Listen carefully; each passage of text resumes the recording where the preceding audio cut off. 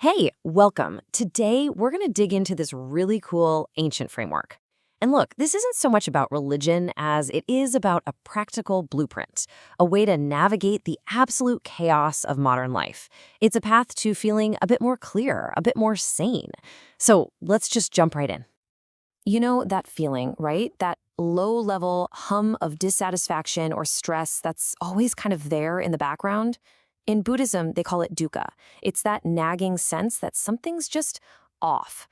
But what if there was an actual practical guide to deal with all that? Well, there is. It's called the Noble Eightfold Path. And the key thing to get here is that this is not a list of strict, rigid rules you have to follow.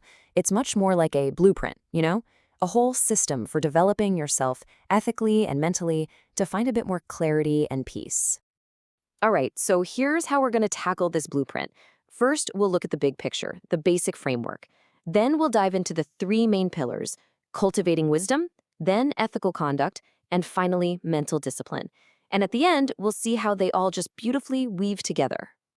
Okay, so first things first, we need to understand the architecture of this whole thing. A lot of people make the mistake of seeing these 8 parts as like a step-by-step checklist. You do number 1, then number 2. But no, that's not it at all. It's way more dynamic than that. See, the 8 steps are really grouped into these 3 big pillars. And here's what's so interesting. You're supposed to work on them all at the same time. They're designed to support and strengthen each other, creating this kind of positive feedback loop. So let's start with the absolute foundation, which is the pillar of wisdom. So pillar 1, wisdom. In Sanskrit, it's prajna. You can think of this as the foundation for everything else. It's the compass for the whole journey. This is all about learning to see the world as it actually is, without all our usual filters and distortions. And it kicks off with the very first element: right, understanding. Now, this isn't about just blindly believing in some doctrine. It's about seeing for yourself, really getting these 4 fundamental truths about what it means to be human. Okay, so the first truth is just a really honest look at life. It says that life inherently includes suffering, or dukkha. And we're not just talking about big tragic events. It's also that subtle stress, that background anxiety, that feeling that nothing is ever quite satisfying for long. The first step is just to admit it, to acknowledge that this is part of the deal. So if that's the problem, what's the cause? The second truth points the finger right back at us, at our own minds. It says the root of this dissatisfaction is our craving, our attachment, and just a basic ignorance about how life works. We're constantly trying to hold on tight to things that, by their very nature, are always changing. And that's what creates all the stress. But, and this is a huge but, here comes the good news. The third truth is all about hope. It says, flat out, that we can end this suffering. It's not some permanent condition we're stuck with forever. There's a state, sometimes called nirvana, where all that craving and stress just stops. Which leads to the big question, okay, great, but how do I get there? And that's what the fourth truth is all about. It says the way to do it is to follow the very blueprint we're talking about right now, the Noble Eightfold Path. It is the practical, step-by-step, well, not step-by-step, the practical guide to getting there. So once you start to get that right understanding, the next part of wisdom kind of falls into place. It's called right thought. This is where you actively try to line up your intentions with what you now understand. You start to consciously cultivate thoughts about letting go, about wanting the best for other people, and about a real commitment to not causing harm. All right, let's move on to the second pillar, ethical conduct, or sila. This is where all that inner work, all that wisdom starts to show up on the outside. It's about how we actually live and interact with other people. And it starts with right speech. I mean, think about how powerful our words are. This is all about using them skillfully. It means, not lying, not talking behind people's backs, not using harsh, angry words, and even avoiding that kind of pointless, idle chatter that just fills the air with noise. Then we have right action. This is often boiled down to the 5 precepts, and they're pretty fundamental commitments to just not causing harm. Things like respecting life, not stealing, being mindful in our relationships, speaking the truth, and keeping a clear head by avoiding intoxicants. It's really the bedrock of living a life with integrity. And this ethical conduct even extends to your job through something called right livelihood.